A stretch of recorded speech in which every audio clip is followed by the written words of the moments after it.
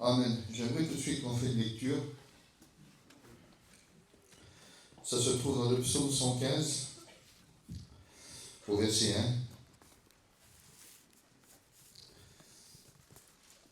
Ce texte est intéressant pour nous. Non pas à nous, Éternel, non pas à nous. Une répétition. Non pas à nous, Éternel, non pas à nous, mais à ton nom donne gloire. À cause de ta bonté, à cause de ta fidélité, pourquoi les nations diraient-elles, où est donc leur Dieu? Pourquoi les nations diraient-elles, où donc est leur Dieu? La réponse, notre Dieu est au ciel, il fait tout ce qu'il veut. Les frères, si réellement on réalise ce verset, notre Dieu est au ciel et il fait ce qu'il veut. Si on réalise la puissance de ce verset, mes frères, plus jamais on a peur. Plus jamais on est dans la crainte, plus jamais on est dans le doute. Parce que s'il est au ciel et qu'il fait ce qu'il veut, alors tout est possible.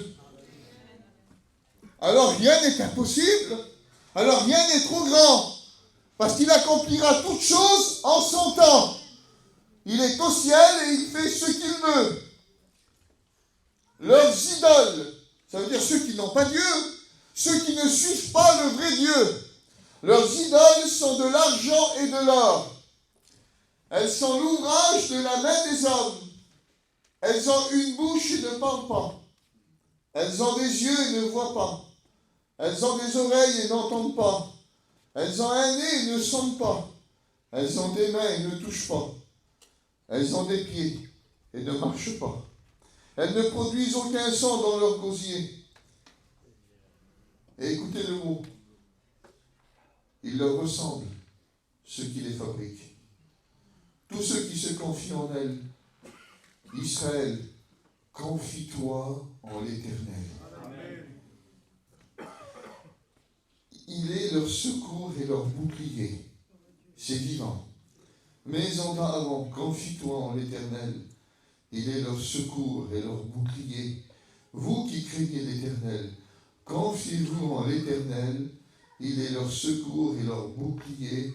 L'Éternel se souvient de nous.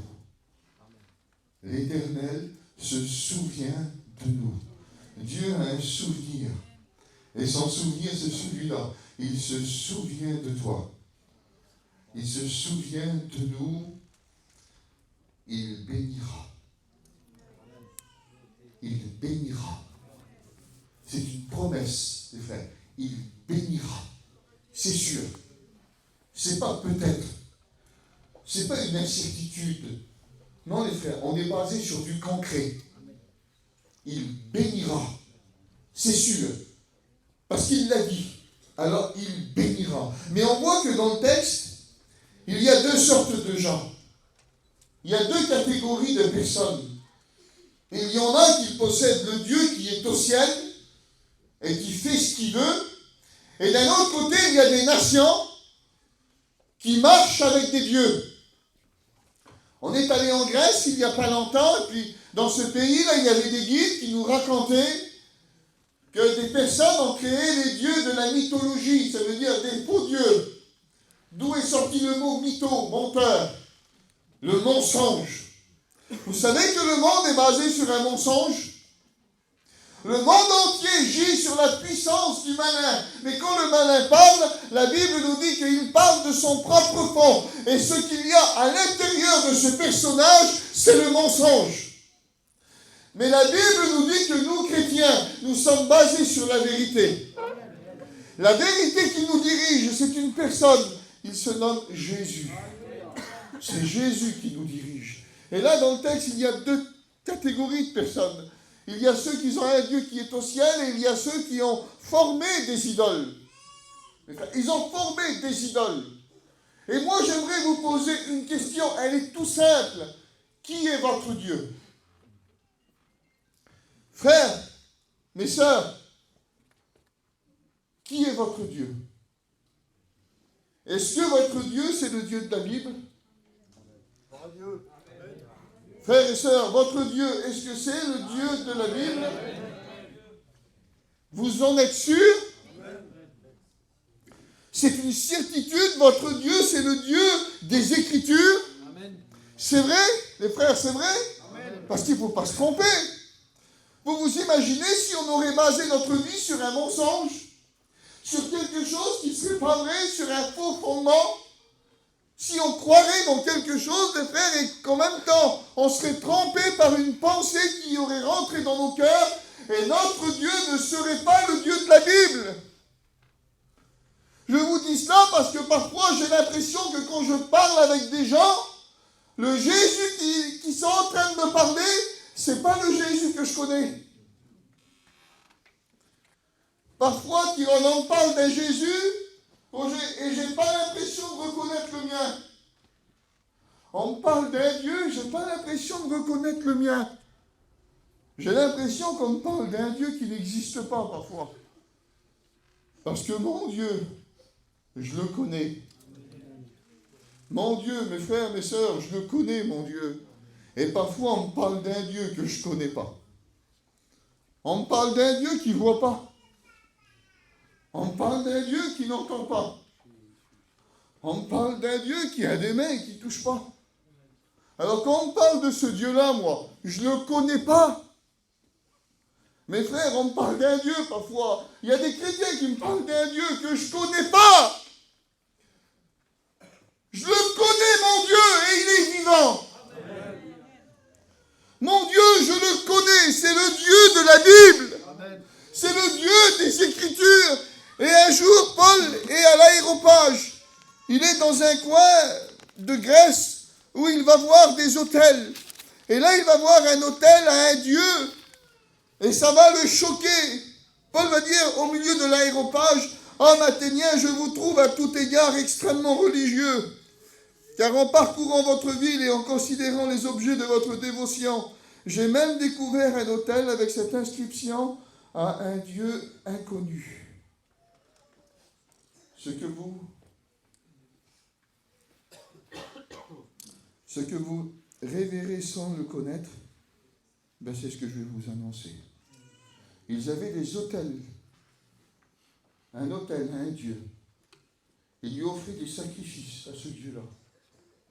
Ils lui avaient créé un petit endroit pour lui. C'était leur Dieu. Et Paul, il dit, vous le vénérez, vous le servez, vous lui offrez des sacrifices, vous lui avez accordé une petite place, mais c'est un Dieu que vous ne connaissez pas. Mes frères, mes sœurs, je vous pose la question ce soir. Serait-il possible qu'on est rentré simplement que dans un système et que le Dieu de la Bible, on ne le connaît pas vraiment? Ou encore pire, que ce serait simplement qu'une idole qu'on aurait dans notre pensée, dans notre cœur, parce que je sais qu'il y a des inconvertis que quand ils parlent de Dieu, je sais moi, c'est pas Dieu. Parce que quand je lis le Dieu de la Bible, on ne parle pas du même. Ils se sont créés quelque chose dans leur esprit, et ils croient que la pensée qui est rentrée dans l'esprit, là, ils croient que c'est Dieu. Ils croient que c'est Dieu, ils se sont créés un Dieu dans leur esprit, puis ils disent, mon frère, tu sais, il y a ça, c'est comme ça, c'est comme ça, c'est comme ça. Mais tu te rends compte que c'est pas ça, que c'est pas Dieu. Ils ne sont pas en train de te parler de Dieu, là.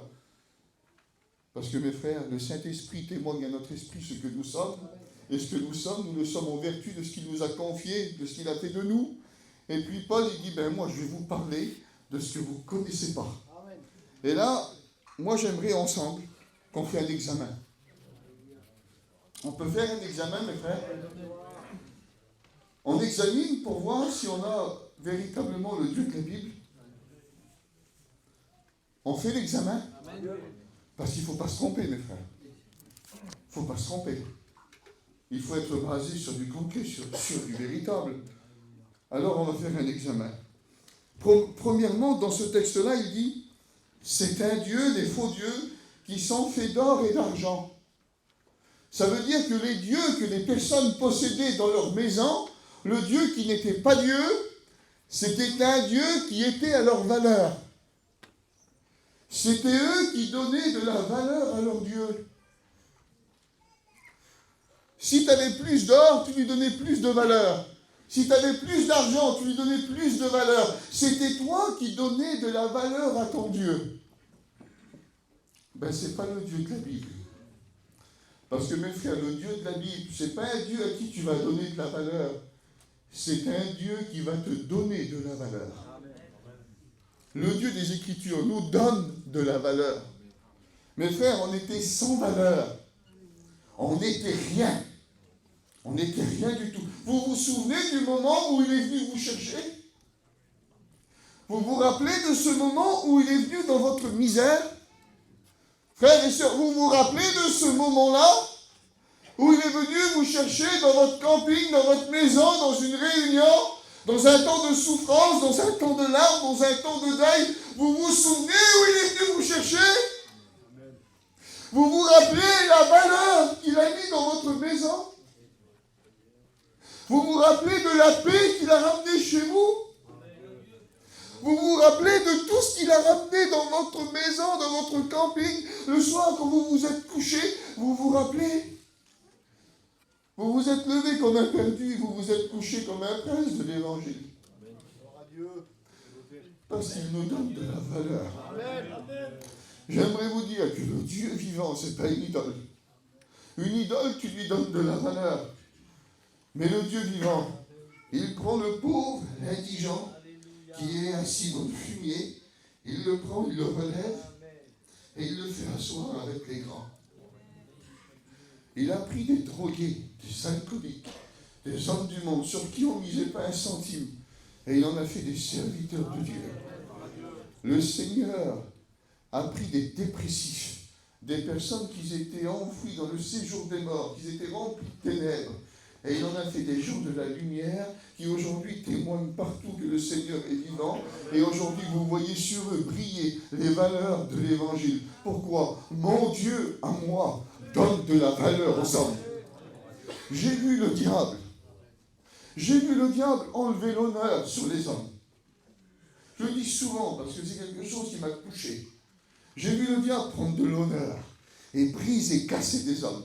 Mais j'ai vu l'Évangile prendre ces mêmes hommes, les relever, leur redonner des valeurs, leur rendre leur crédibilité. Parce que mon Dieu donne de la valeur aux hommes. Il nous donne de la valeur. Le diable nous prend tout. À un moment dans la Bible, on parle des fils d'Éphraïm, il dit ils étaient comme des saphirs. Et aujourd'hui, à cause du péché, ils sont comme du bois brûlé. Le diable prend tout, prend ta valeur. Mais Dieu te donne de la valeur. Et ça, c'est mon Dieu. Ensuite, ils sont l'ouvrage de la main des hommes, les faux dieux. Ça veut dire que les hommes prennent des idoles et lui donnent la forme qu'ils veulent. Leur Dieu possède la forme que les hommes désirent et réclament. Alors que mon Dieu à moi, il prend la forme qu'il veut. Mes frères, il prend la forme qu'il veut. Il est déjà venu me reprendre à travers un vieillard, avec une grande barbe, avec une Bible sous le bras, avec 50 ans de ministère. Et parfois, il m'a parlé avec un enfant. Mon Dieu prend la forme qu'il veut. Un jour, j'explique souvent, c'est mon expérience, j'étais découragé, je sortais des écoles publiques. J'avais besoin que Dieu me parle. Vous n'avez pas besoin que Dieu vous parle, c'est ça? Vous n'avez pas besoin de ressentir la voix de Dieu. J'en ai eu besoin, moi j'avais besoin que mon Dieu me parle. Et puis je me disais, Seigneur, parle-moi. Parle-moi, Seigneur. Je m'en fous de savoir comment, mais parle-moi. J'ai besoin que tu me rappelles qui je suis. Rappelle-moi, Seigneur, qui je suis. Rappelle-le-moi. Seigneur, j'en ai besoin. Ne me laisse pas. Ne me laisse pas, Seigneur. Vous croyez que Dieu nous laisse? Vous croyez que Dieu laisse ses enfants? Vous croyez que le Dieu vivant que nous possédons est capable de nous oublier? Mes frères, il nous parle. Hein? Et ce jour-là, mes frères, il m'a parlé. Mais il a pris la forme de quelque chose que je n'aurais jamais pensé. J'étais en train de travailler, j'étais en train de chiner sur un trottoir. J'étais là, je distribuais des tracts, des prospectus. J'étais couvert de peinture. J'avais un blouson de la peinture, un pantalon de la peinture. J'étais un peintre, mon frère. Tu ne pouvais pas me prendre pour autre chose qu'un peintre. Puis j'avais la tête baissée, puis je pleurais. Puis je disais, Seigneur, parle-moi. Que ce que tu me parles. Je voudrais que tu me rappelles qui je suis. Seigneur, je voudrais savoir si je suis un pasteur. Parce que 2 années d'école biblique, ça ne peut pas faire de moi pas un pasteur, si tu ne m'as pas appelé réellement, Seigneur, si tu ne m'as pas accordé une vocation, un ministère, si ça ne vient pas de toi, j'en veux pas. Parce que je veux que ça vienne de toi. Je veux que ça vienne du ciel. Pas que ça vienne des hommes. Sinon, c'est qu'une religion. Seigneur, je veux que ça vienne de toi. Et là, j'écoutais un cri à 50 mètres. Monsieur! Je pensais que c'était un client. J'ai dit, monsieur, je suis peintre. Il m'a dit, non, non, vous, monsieur, vous êtes un pasteur.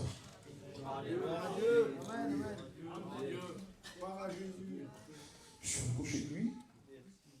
J'ai dit, monsieur, je suis un peintre. Fait des ravennements. Je peins des portes. Je dis, ça, je peux rose, quoi.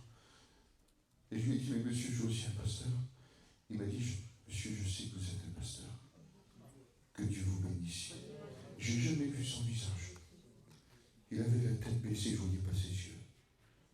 Mais je ressentais une présence sur lui. Une présence que je connais. Gloire à Dieu. C'était la présence de mon Seigneur. Je ressentais que Dieu avait envoyé son ange. C'était un ange. Vous savez pourquoi je crois dans les anges? Parfois on dit on n'attend pas qu'un ange descende du ciel. C'est dommage pour vous parce que Dieu envoie des anges. Les anges, ça existe, ils exercent un ministère en faveur de ceux que Dieu aime. Mes frères, Dieu avait pris la forme d'un ange ce jour-là. Et puis un jour, dans une réunion chez nous là-bas, on l'a vu prendre une autre forme. Tellement beau Dieu. Dieu c'est beau. J'aime mon Dieu parce qu'il a du secours pour tout. Il a du secours pour tous les moments. C'était mon beau-père, il était dans la réunion, fatigué. Ça arrive d'être fatigué. Priez pour lui. Ça arrive d'être fatigué. Et puis il disait, Seigneur, j'ai perdu beaucoup de choses. Je suis fatigué. Seigneur, si tu as du boulot pour moi, Seigneur, si je ne te sers plus, aujourd'hui je deviens aveugle. J'arrive plus à très très bien lire. Seigneur, si un jour je ne peux plus prendre le train, si je ne peux plus travailler pour toi, Seigneur, j'ai tout perdu ici. Seigneur, pour moi. Il a fait cette prière à Dieu dans la réunion. Seigneur, pour moi. Fais-moi mourir. Parce que de ne plus travailler pour toi et de perdre tout ce que j'ai perdu, je préfère partir. Seigneur, prends-moi. Puis là, un petit enfant, comme ça. On était 200 personnes dans l'église autour. Tu sais que Dieu se trompe pas. Il y a un proverbe du monde qui dit que le hasard, c'est un train que Dieu prend pour passer inaperçu. Grand comme ça, Roger. Elle est partie au fond de la salle.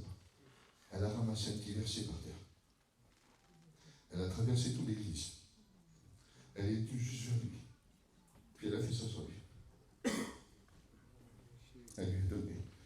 Tu sais ce qui était écrit sur Roger? Lui disait, Seigneur, fais-moi mourir. C'est bon, Seigneur, je vais aller vers toi. Tu sais ce qu'il disait, le verset, Roger? Je ne suis pas le Dieu des morts. Je suis le Dieu des vivants. Il prend la forme qu'il veut. Parce que notre Dieu est au ciel et il fait ce qu'il veut. Mes frères, ce soir, il peut parler à travers une prophétie. Il peut parler à travers un verset. Il peut te dire un mot et ça peut tout changer. Il peut te prendre dans les bras à travers un frère. Un regard d'un frère. Ça peut transformer ta vie. Il prend la forme qu'il veut. C'est notre Dieu, c'est le Dieu vivant. Il n'a pas de forme. Une bouche et qui ne parle pas, c'est une idole. Aucune réponse. Des yeux qui ne voient pas. Des yeux qui ne voient pas la souffrance, on verra après. Des oreilles qui n'entendent pas. Aucune prière n'est exaucée. Des mains qui ne touchent pas. Pas d'intimité avec leur Dieu. Les faiseurs d'idoles, mes frères, ils n'ont pas d'intimité avec Dieu. Je vous pose une question. Vous avez de l'intimité avec votre Dieu? Vous ressentez ses mains sur vous? Vous ressentez les mains de Dieu sur votre vie? Je vous dis devant Dieu, je les ai ressentis du surpoids. Il y a eu des moments où j'avais besoin que quelqu'un me prenne les mains et je ressentais les mains de mon Dieu. Parfois, je ressentais la main de mon Dieu se poser sur ma tête. Je ressentais la main de mon Dieu se poser dans mon cœur. ressentais la main de mon Dieu prendre ma main quand j'avais du mal à marcher, quand j'étais par terre et que personne ne me voyait. Je ressentais la main de mon Dieu qui me prenait. Combien de fois il m'a relevé, Roger? Parce qu'il est vivant. Il est vivant. Il est vivant. On a une intimité avec ce Dieu-là. Parce que ce Dieu de la Bible, des pieds qui ne marchent pas, un Dieu qui va chez personne. Quelle tristesse. Eric, quelle tristesse. Quel Dieu triste. Un Dieu qui va chez personne. Mon Dieu à moi, il va chez tout le monde. Amen. Chez tout le monde. Amen. Mon Dieu, il va chez les riches. Vous savez qu'il va chez les riches. Et puis il va chez les pauvres. Il va chez les grands. Il va chez les petits. Il va chez les super intelligents. Et puis il va vers ceux qui sont très simples. Parce que mon Dieu, il va chez tout le monde. Il n'est pas sélectif. Mon Dieu, une âme, c'est une âme. Et écoutez, je vous le dis, quand on est chrétien, l'âme d'un gradjo doit avoir la même valeur que l'âme d'un gitan, d'un mangouche, d'un voyageur. Parce que quand tu as l'amour de Dieu dans ton cœur, tu ne regardes pas. On va à l'étranger aussi. Il nous est arrivé de rentrer dans des maisons. Je vous dis devant Dieu, c'était pas beau. C'était pas propre. Et il fallait manger. Il fallait boire. Il fallait dormir parfois dans des endroits spéciaux. Les frères, je vous dis devant Dieu, ça n'a jamais été un fardeau. Ça n'a jamais été un fardeau de le faire. Vous savez pourquoi? Parce que je me disais, Seigneur, toi tu serais venu là. Toi tu aurais mangé là. Toi ça tu l'aurais pu. Seigneur, les gens là, tu les aurais pris dans tes bras. Seigneur, tu aurais pleuré avec eux. Donc il faut pleurer avec eux. Et frère, c'est ça l'amour de Dieu, c'est vivant. Sinon après c'est qu'une religion. Quand tu es chrétien, il faut que tu veuilles à tout le monde. Tu n'es pas sélectif. Tu n'as pas un peuple. Non, non, une âme, c'est une âme. Et là, on voit que la religion, non, elle choisit. Alors maintenant, je voudrais qu'on voit juste quelques points. Il n'y en a pas beaucoup, ils sont là. Mes frères, à quel moment on peut rentrer dans une connaissance de Dieu qui n'est qu'une idole? C'est qu'une idole, mes frères. C'est pas Dieu. On a fait un petit tableau, là, qui nous ouvre un peu plus les yeux sur c'est quoi la différence entre une idole et le véritable Dieu. Ben, à quel moment ton Dieu devient une idole? À quel moment il devient une idole? Ben, le premier point, il n'est pas très très compliqué. C'est quand tu dis, Seigneur, tu ne me vois pas. Quand tu dis ça, tu dis, Seigneur, tu ne me vois pas. Ou Seigneur, tu ne me vois plus. Mais quand tu dis ça, la Bible te dit dans le texte, c'est un Dieu qui te ressemble. C'est un Dieu qui est à ta limite. Parce qu'il y a un Dieu qui ne voit pas, mes frères, mes sœurs, c'est une idole. Un Dieu qui ne voit pas, c'est un morceau de pierre. Un Dieu qui ne voit pas, c'est un Dieu qui s'est construit dans la pensée. Un Dieu qui ne voit pas, c'est quelque chose qui n'est pas vivant. Parce que quand tu ne vois pas, tu n'es pas vivant. Mais mon Dieu, mes frères, mes sœurs, je vous le dis devant mon Dieu, que mon Dieu a des yeux et il voit. Amen. Il voit. Parce que je ressens constamment son regard sur moi. Je ressens ses yeux sur moi. Je ressens le regard de mon Père. J'ai perdu mon Père en 2009. Je vous le dis devant Dieu, depuis 2009, je ne ressens plus le regard de mon Père que j'ai eu dans la chair. Mais depuis ces 2009 jusqu'à maintenant, pas un jour ne s'est passé sans que je ressens le regard d'un Père sur ma vie. Quand j'étais jeune, j'aimais bien faire des accords de guitare. Parce que je savais que ça plaisait à mon Père. Et quand je faisais quelque chose, je ne cherchais pas les autres regards. Je cherchais le regard de mon Père. Quand je m'achetais quelque chose, la première personne à qui je voulais la montrer, c'était à mon Père. Parce que je recherchais l'approbation de mon Père. Quand tu es jeune, c'est ça. Tu recherches l'approbation de ton Père. Les frères, depuis 2009, la seule approbation que je recherche,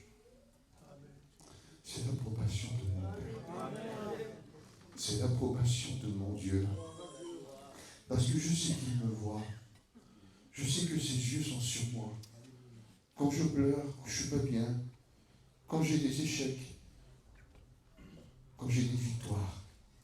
Mes frères, je vous le dis devant Dieu, je n'étais rien du tout. Je sais d'où je viens. Je sais d'où je viens. Et je n'oublierai jamais d'où je viens. Parce que je sais l'homme que je suis. Je me souviens où il est venu me chercher. Et c'était pas beau. C'était pas reluisant. Je sais où il est venu me chercher. J'ai senti son regard sur moi ce jour-là jusqu'à maintenant. Parce que mon Dieu me voit. Écoutez ce que la Bible nous dit, prends ça comme un mot de Dieu. J'ai vu la souffrance de mon peuple. Seigneur, il y a 400 ans que tu ne parles pas.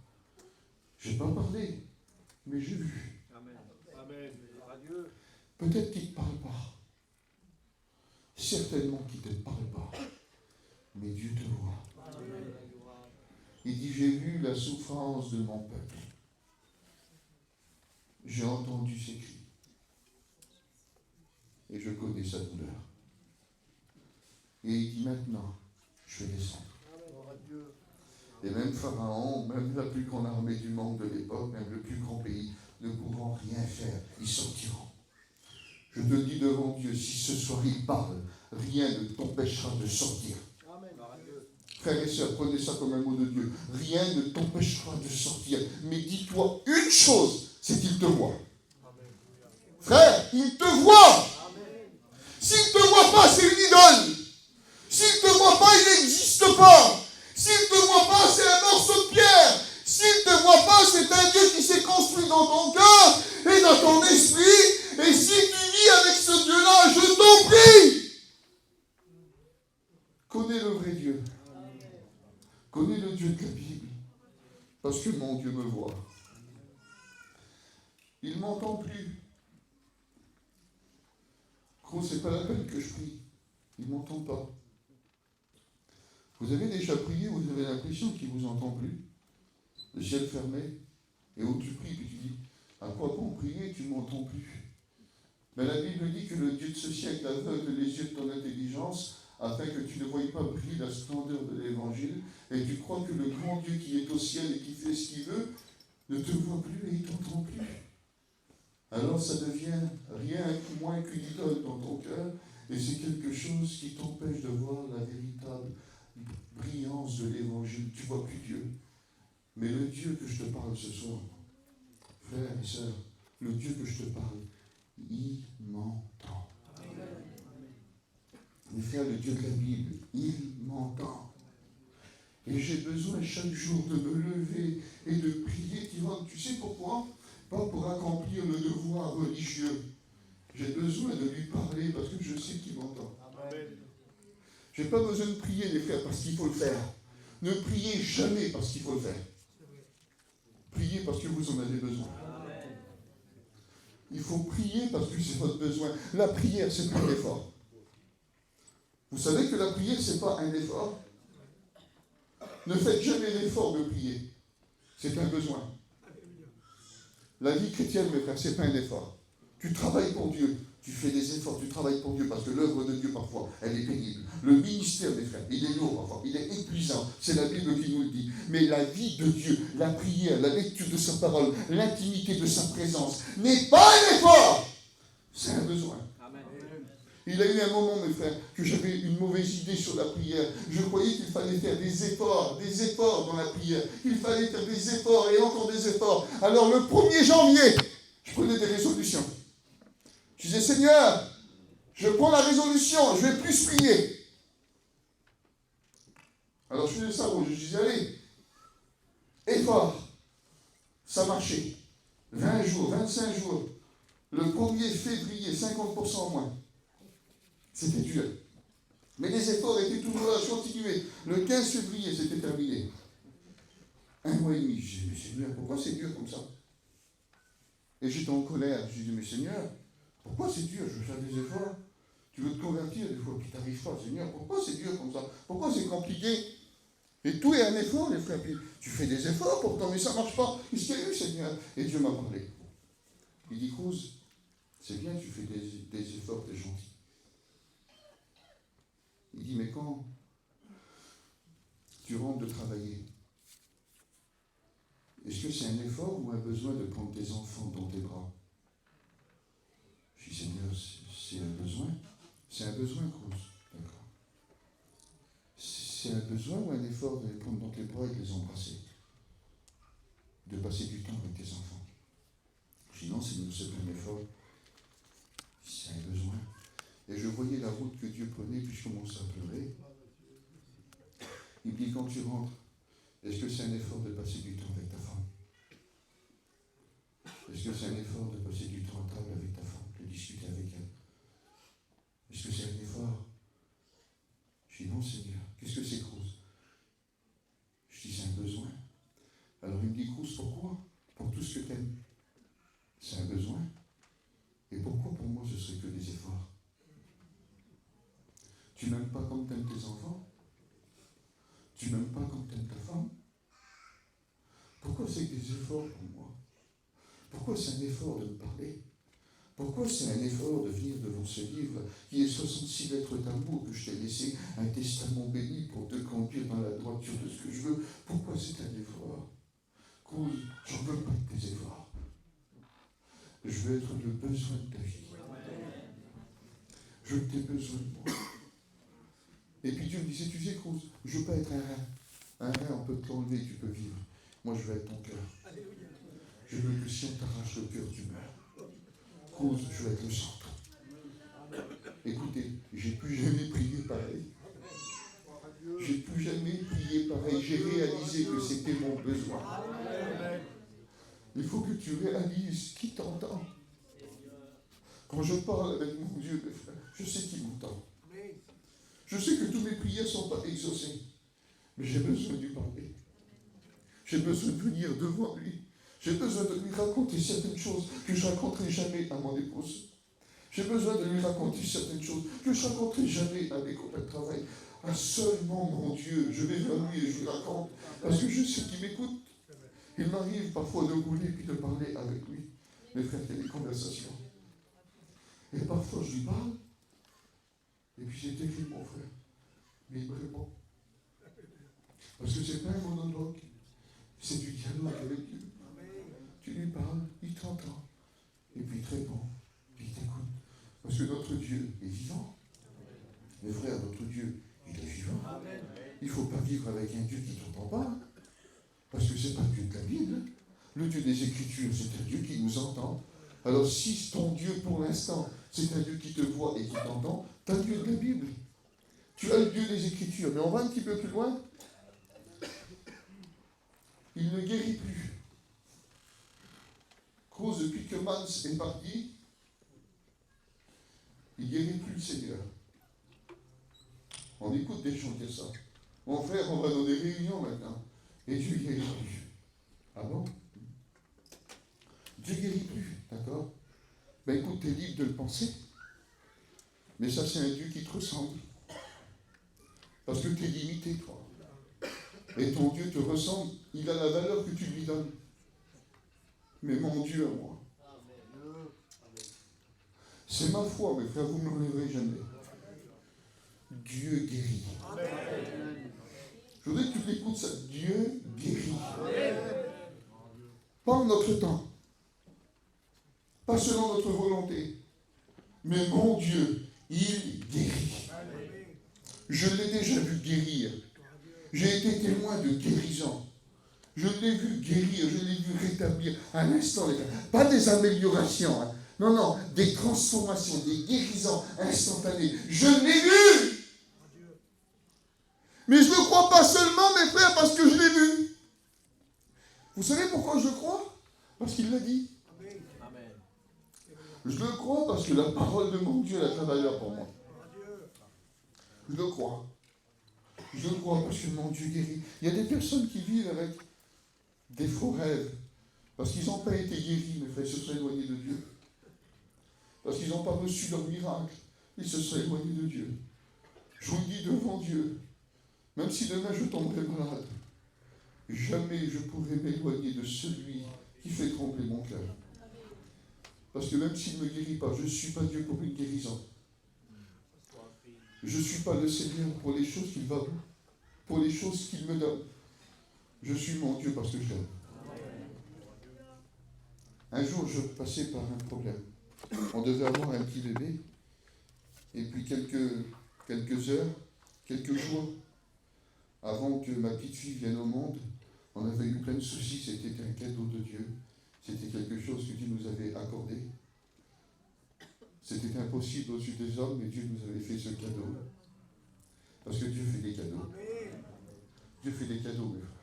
Et c'est les plus beaux. Et puis, on est parti faire le dernier examen, puis la Gardie, elle a dit, monsieur, votre enfant a un petit fémur. Je lui ai dit, comment? Elle ne marchera pas bien. Il dit, non, monsieur, c'est pas ça, mais c'est souvent, on détecte ça, à 90%, c'est des cas de trisomie ou de mongolie. Et là, quand vous écoutez ça, que vous avez... J'avais environ 26 ans.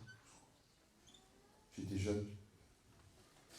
Le ciel m'a tombé dessus. Je devais rentrer à l'école publique. Je venais de perdre mon père. Je dis, Seigneur, pas ça. Pas ça. Tu me l'as donné. Pas ça, Seigneur. Tu ne peux pas faire ça. Et j'étais dans l'hôpital. Et je pensais à tous ces chrétiens qui ont des enfants comme ça. Je pensais à tous ces hommes de Dieu qui ont eu des enfants comme ça. Et d'un seul coup, dans cet hôpital, j'étais tout seul dans le couloir. Parce que vous savez, souvent dans ces moments-là, on se retrouve tout seul. Mais je savais qu'il m'entendait. Je savais qu'il me voyait. Ah, vous savez qu'est-ce que j'ai fait? Je me suis mis dans le couloir et j'ai fait comme ça. Seigneur, je sais que tu m'entends. Seigneur, si tu me donnes ce petit bébé comme ça, je crois que tu vois de la force en moi que moi je ne vois pas encore. Si tu me permets, Seigneur. Mais Seigneur, si tu me le donnes comme ça, alors Seigneur, je le prends. Je le prends. Donne-le-moi comme ça. Et Seigneur, pour moi, ce sera la plus belle parce que c'est quelque chose que tu me donneras. Et ce que tu donnes, Seigneur, c'est toujours beau. Et j'ai baissé la tête, je pleurais. Et puis j'ai refait demi-tour. Mais j'ai dit, Seigneur, si tu voudrais me faire plaisir, Amen. Amen. je suis ton fils. J'ai mon père qui n'a pas connu ma fille. Et Seigneur, je voudrais que, si tu voudrais me faire plaisir, je voudrais voir dans son regard les yeux de mon père. Je voudrais qu'elle ait les mêmes couleurs de yeux que mon père. Je voudrais qu'elle soit brune et je voudrais qu'elle lui ressemble. Seigneur, c'est mon désir, tu sais ce que je veux. Si tu me la donnes autrement, Seigneur, je la prendrai comme tu me la donnes. Et le jour est arrivé. Et quand on me l'a donné dans les bras, mon frère, j'ai vu mon père. Les mêmes yeux, la même couleur. Et là, l'infirmière, elle vient et dit, monsieur, sa couleur, elle ne restera pas. On sait de où elle venait. Je dis, madame, c'est Dieu qui lui a donné ses yeux. Et aujourd'hui, comme je la regarde, je vois mon père. Et quand j'ai sorti, j'ai vu le médecin, j'ai dit, monsieur, elle est normale, ma fille. Il m'a regardé, et tu sais, qu'est-ce qu'il m'a dit, Eric? Elle est belle, ta fille. C'était mon Dieu qui me l'avait donné comme ça. Mais s'il me l'aurait donné autrement, Eric, je te dis fondu que je la connais. Je la connais. Parce que je refuse rien, mon Dieu. Parce que je n'ai pas honte de l'évangile. Je n'ai pas honte de mon Dieu. Je n'ai pas honte de ce qu'il me donne. Je prends tout. Demain, s'il y a des maladies, je les prends. Demain, s'il y a de la misère, je la prends. Demain, s'il y a des larmes, je les prends. S'il y a de la souffrance, je la prends. Je prends tout. Parce que j'aime mon Dieu. Amen. Parce que je l'aime. Mais je crois une chose, frère, c'est que tout est possible à Dieu. Je crois de tout mon cœur. Et tu peux croire même dans ta maladie, même dans ta souffrance. Continue de suivre ton Dieu. Continue de l'aimer. Continue de le servir, continue de l'honorer, continue de glorifier son nom, continue de parler de lui. N'aie pas honte de dire qu'il guérit même si tu es malade. On n'a pas honte de notre Dieu. On n'a pas honte.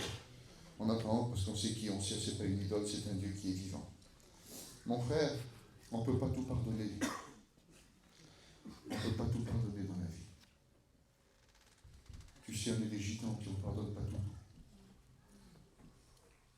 Tu es libre de le penser. Frères et sœurs, vous êtes libres de le penser. Mais c'est un Dieu qui vous ressemble.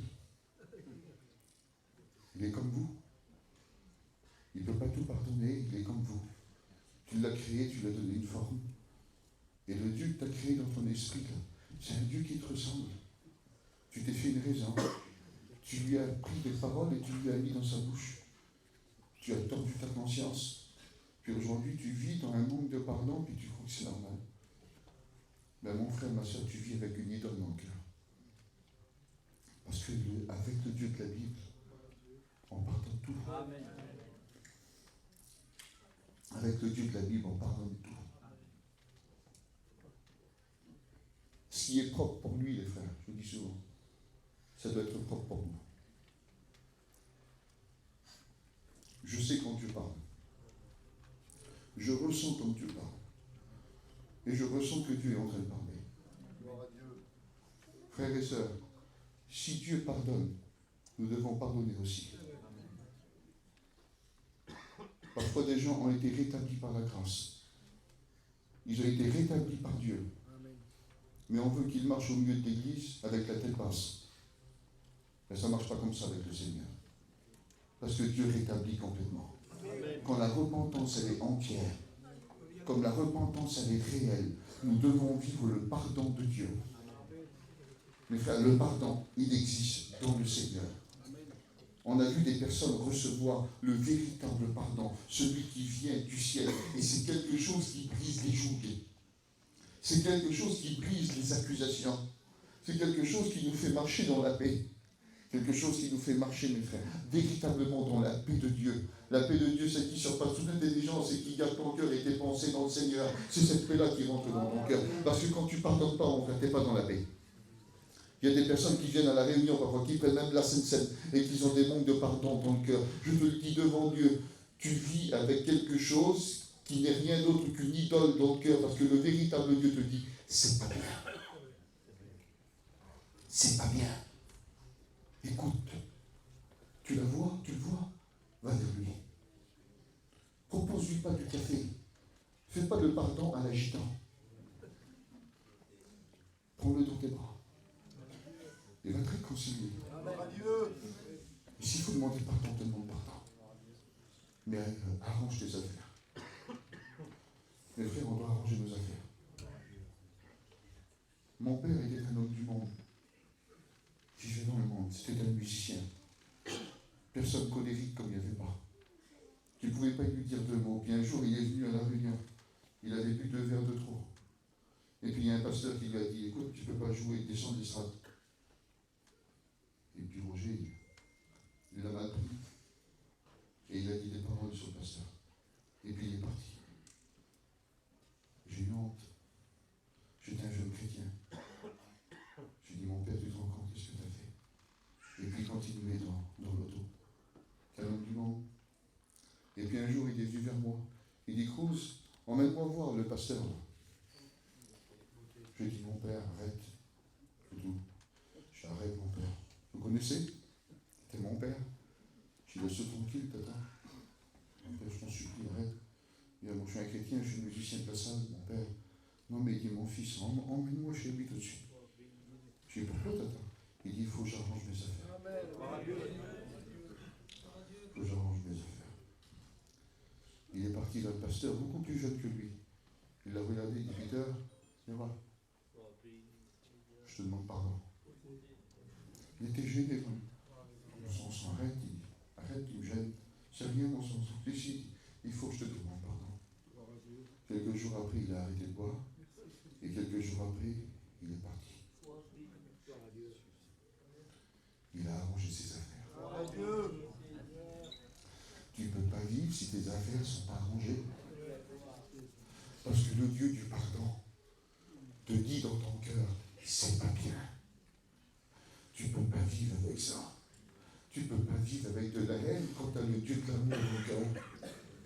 Tu ne peux pas vivre avec la division quand tu as le Dieu qui unit dans ton cœur. Tu ne peux pas. Sinon, c'est une idole que tu te construis dans ta tête. Et c'est une raison que tu te fais. Tu dois vivre le pardon de Dieu. Le Dieu vivant te fait vivre le pardon. Vous y croyez? Amen. Il ne peut pas sauver à la dernière minute. Tu peux y croire. Vous pouvez y croire, frère et sœurs. Croyez-le. Mais c'est un Dieu qui vous ressemble. C'est un Dieu qui a vos limites. C'est un Dieu qui ne voit pas tout. C'est un Dieu qui n'est pas à côté de celui qui souffre. Parce que mon Dieu, à la dernière minute, à la dernière seconde, il est capable de tout. Mon Dieu est capable de tout. Mes frères, il vient à l'extrémité. Je l'ai déjà vu. J'étais un homme dur au début. Je disais, moi, mais comment? T'es chrétien? La dernière minute? Et l'autre, il est chrétien depuis 50 ans? Et le même ciel, alors? La même grâce? La même éternité? Le même trône? Ben oui. Ça te plaît pas? Ben tant pis pour toi. Mais moi, je suis un Dieu, et toi, t'es un homme. Toi, tu n'y crois pas, parce que toi, tu vois des œuvres. Toi, tu vois le parcours. Toi, tu vois la couronne, et puis qu'il faut le mériter. Tu ne mérites rien, tu n'es qu'un pauvre malheureux. Et n'oublie pas que je vais te mesurer à la mesure que tu mesures les autres. Tout est par grâce. Tout est par grâce. J'ai vu un jour, Dieu m'a envoyé vers une fille, elle avait 23 ans. Je n'avais pas le droit de rentrer dans la chambre. Elle avait une maladie qui la rendait infectieuse. Tu n'avais pas le droit de rentrer. Moi, je voulais prier, moi. Je voulais mettre juste la main sur le carreau, parce que tu ne pouvais pas rentrer dans la chambre. Interdit. Je voulais mettre la main sur le carreau. Et puis Dieu m'a dit, non, il faut que tu rentres. Il dit, parce qu'elle ne me connaît pas. Et il faut qu'elle t'entende. Je dis, pourquoi, Seigneur? Il faut qu'elle connaisse mon fils, parce qu'elle va mourir ce soir. Il faut qu'elle m'entende la croix. Je ne veux pas qu'elle aille en enfer. Je veux qu'elle aille au ciel. Je veux que tu lui pardonnes, mon fils. Rentre tout de suite. Pardonne mon fils. Mais là, je suis rentré. Je lui ai parlé du Fils de Dieu. À l'extrémité, Dieu est venu et le soir elle est morte. Mais elle savait qui était Jésus. Dieu veut, mes frères. Il y a des personnes parfois qui sont parties. On dit, celui-là, il est en enfer. Chut.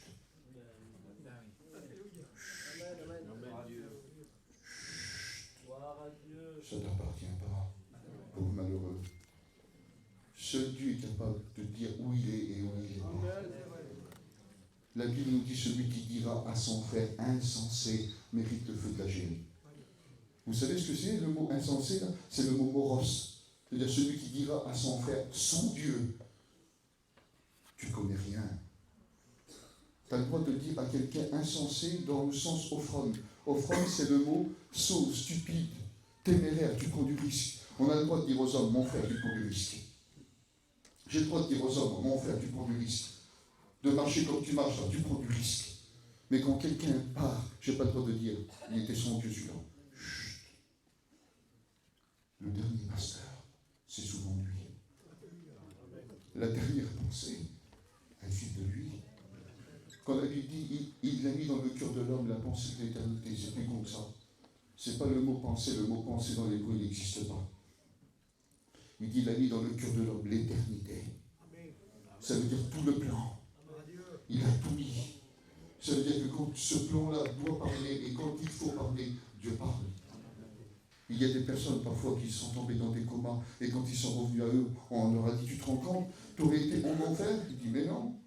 J'avais fait la paix avec le Seigneur, vous ne m'avez pas vu, vous. Mes frères, il vient à la dernière extrémité. Il vient à la dernière minute.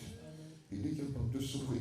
Je te donne un conseil, si un jour tu passes par cette chose, si tu arrives à la dernière minute de ta vie, je te dis devant Dieu, tu pourras encore crier à lui. Amen. Mais n'attends pas. N'attends pas parce que sa vie, c'est la plus belle. Amen. N'attends pas parce que sa vie, elle est tellement belle. Tu es en train de gâcher ta vie. Quand un un vieillard vient au Seigneur, c'est une âme qui est sauvée. Mais quand un jeune vient au Seigneur, c'est une âme et une vie qui est sauvée. Sauve ta vie. Amen. Sauve ta vie. Donne-la au Seigneur. Amen. C'est la plus belle des vies. Je l'ai fait, j'avais 16 ans. Aujourd'hui, j'ai 40 ans dans quelques mois. Mes frères, j'ai la plus belle vie du monde. Je lui ai tout remis dans ses mains. Il m'a donné un plan, un projet et un but. Et aujourd'hui, ma vie, c'est l'évangile. C'est la plus belle et j'en veux pas d'autre. Je ne pourrai plus jamais me relever. Écoute des gens comme ça. Je ne pourrai plus me relever, mon frère. Ah bon? Donc le Dieu que tu as là n'est pas assez grand pour te tendre la main, pour te redonner de la force. Il n'est pas capable de venir en dessous de ton genet, il n'est pas capable de te relever. Donc si tu tombes, c'est de sa faute.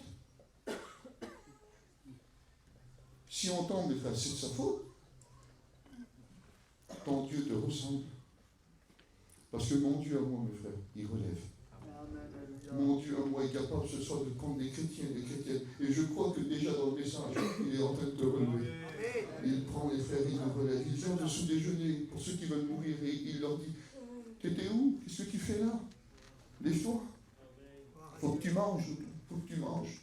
Parce qu'il faut que tu vas plus loin. Il faut que tu vois un roi. Il faut que tu vois un prophète. Ta course, elle n'est pas finie. C'est le Dieu-là qu'on prêche, nous. Mon frère, je ne pourrais pas oublier. Il y a des choses qui nous ont frappés chez nous. Et je ne pourrais pas tout oublier. Je ne manque pas de pardon, Seigneur. Mais je ne pourrais pas tout oublier. C'est trop grand ce qui nous est arrivé. Ce qui nous a frappé, mon frère, c'est trop grand. Je ne pourrais pas tout oublier. On a vu des gens comme ça. Vous savez, moi je ne juge pas la souffrance. Je sais que Dieu punit le péché, mais Dieu ne punit pas la souffrance. Dieu ne juge pas la souffrance, mon frère. Il y a des souffrances qui sont atroces, qui sont dans le cœur. Mais j'ai mon Dieu, moi, qui fait oublier la souffrance. Il fait oublier la souffrance. Un jour, une souffrance était venue dans le cœur de ma femme. Une souffrance qu'elle ne savait pas expliquer. Alors elle essayait de l'expliquer, elle venait vers son pasteur, et son pasteur c'était son père. Elle était jeune fille, elle allait vers son père. Puis elle essayait d'expliquer, il encourage la France entière, mais il n'arrivait pas à la comprendre, Roger. Parce que parfois même tes enfants, tu ne les comprends pas. Il y avait une souffrance dans le cœur, quelque chose qui était à l'intérieur, qui l'a mangé. C'est la plus peureuse du monde. Le soir, des fois, quand elle va faire une machine à laver, elle dit: Cruz, regarde-moi. Alors il faut que je me mette par la porte et puis il faut que je la regarde. Et puis de temps en temps je la nargue, je ferme la porte. Alors qu'elle dit qu'est-ce qu'elle fait pour courir. Et là, tellement qu'elle souffrait, elle prenait sa voiture. Elle faisait 7 km. Et à 2-3 heures du matin, elle se mettait devant l'église, chez Noisville, dans le noir tout seul. Et puis elle pleurait toute la nuit. Quand la souffrance, elle vient, tu crois que plus jamais tu pourras t'en sortir, que tu ne pourras plus jamais l'oublier, c'est là, elle est dans ton cœur. Et puis un jour, elle ouvre la Bible. Toute la nuit. Elle était rentrée dans une autre vie. Sa mère, elle est venue vers elle, elle lui a donné un livre. Ça s'appelle La vie de la louange. Elle a dit: tiens, lis ça. Puis elle a commencé à lire, elle a commencé à louer Dieu. Elle louait Dieu dans sa misère. Elle louait Dieu dans ses larmes, dans sa souffrance, et puis elle a commencé à louer le Seigneur. Et puis un soir, elle a lu la Bible toute la nuit. Et puis à la fin de cette nuit-là, il était 5 heures du matin, et elle est tombée sur un verset de la Bible. Et puis là, le mot de Dieu.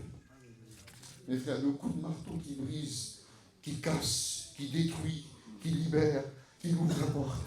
Et puis là, tu rentres dans une autre dimension, tu rentres dans la consolation du Seigneur. Elle disait ça: ta souffrance passera comme des eaux. Et tu t'en souviendras même plus.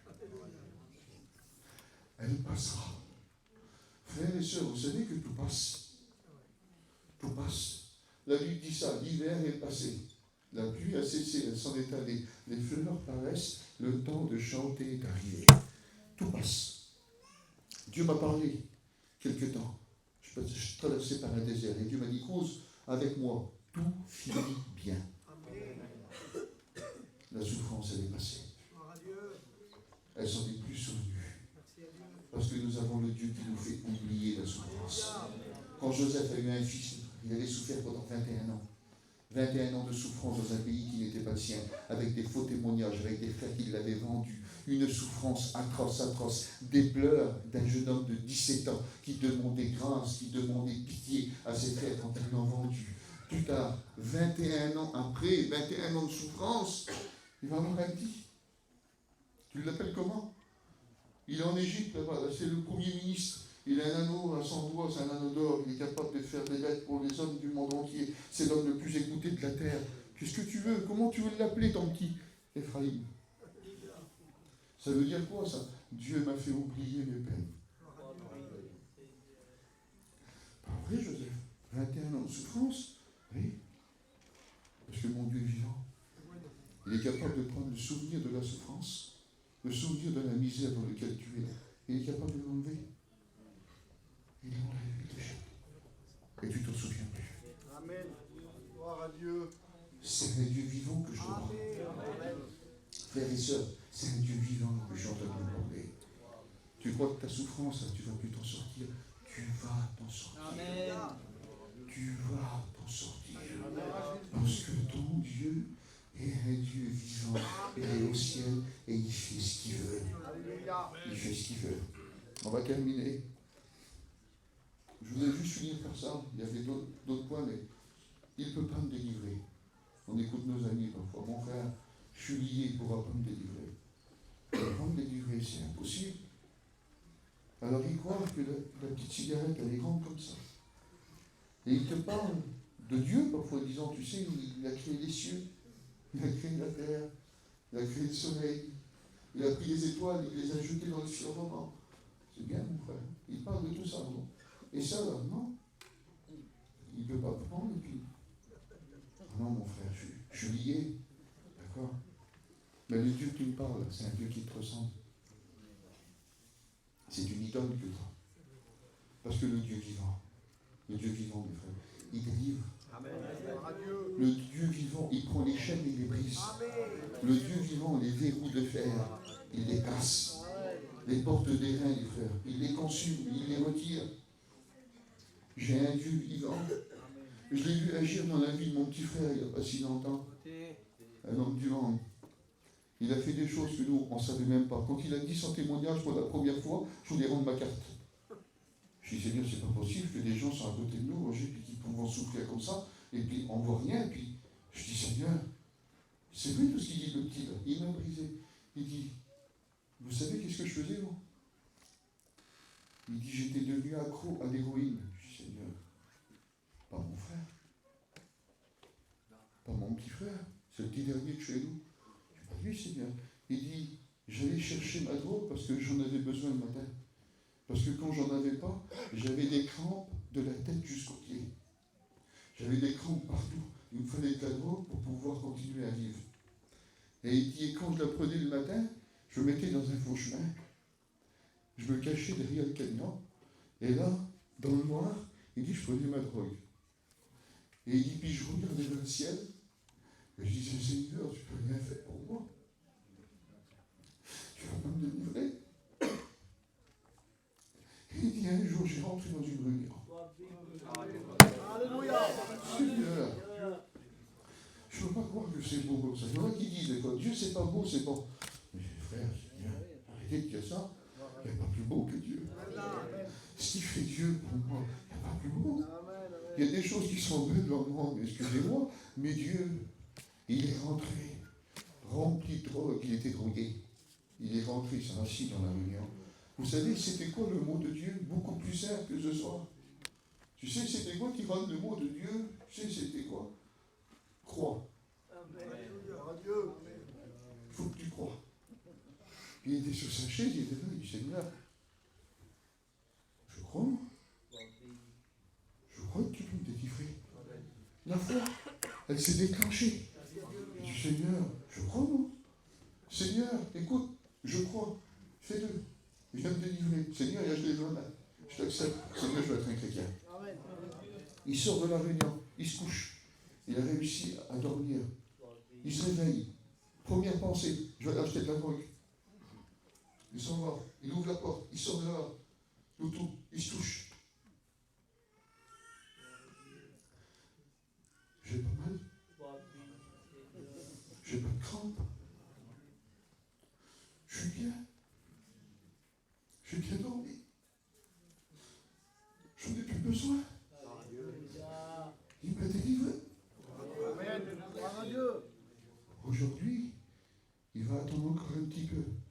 Mais Seigneur, dans tout ministère, Dieu.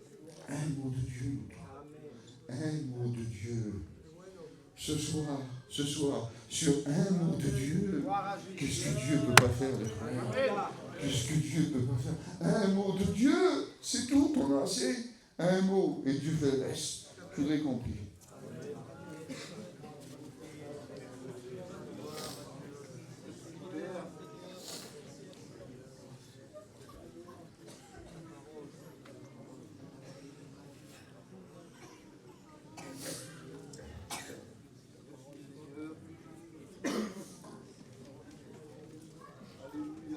Mes frères, on arrive à la fin du message. Et je parle à tout le monde, à des rétrogrades, à mes amis qui sont là, je parle aux chrétiens. Je parle aux découragés, je parle à tout le monde, parce que la Bible, elle parle à tout le monde. Je le dis le premier.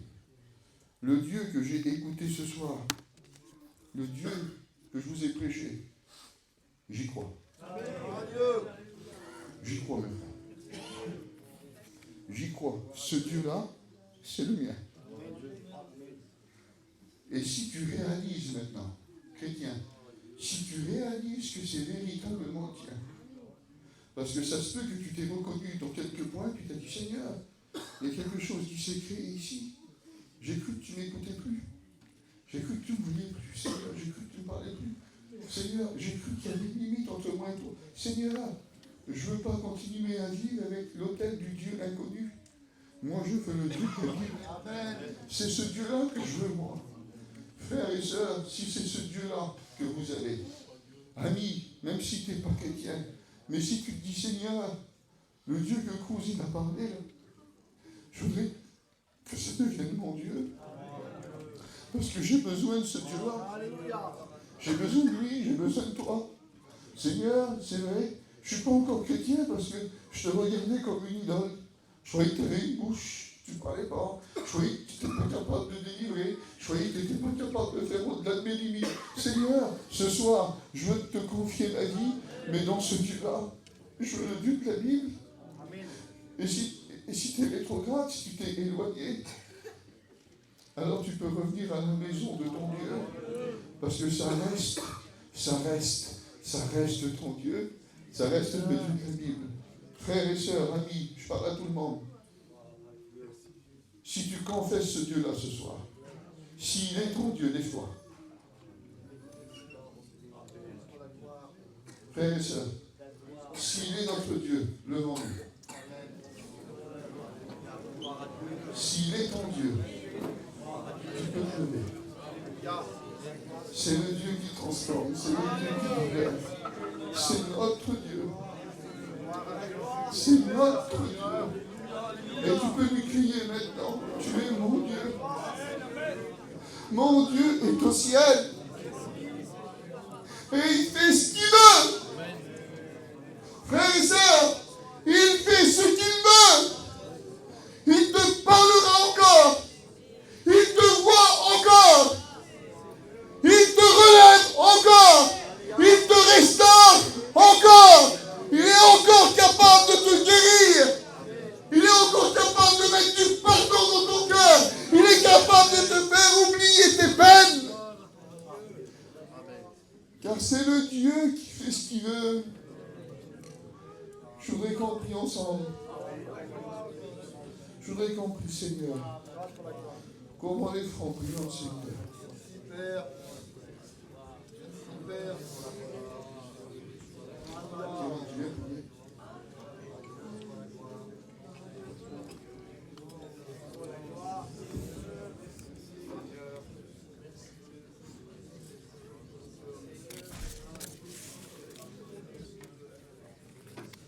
Gloire à Dieu. Merci pour ce qu'on a écouté ce soir, Seigneur. Prions Dieu ensemble. C'est pas que tes mots, mais le Saint-Esprit a parlé. Merci pour l'espérance. Merci pour la croix. Merci pour le Dieu de toute éternité. Seigneur, je réalise que tu écoutes chacun d'entre nous. Chacun d'entre nous Je veux dire merci Jésus. Merci au Dieu qui nous écoute. Merci parce que tu es meilleur. Merci pour tout. Merci pour tout. À Dieu soit toute la gloire. À Dieu soit toute la gloire. Merci Seigneur. Merci.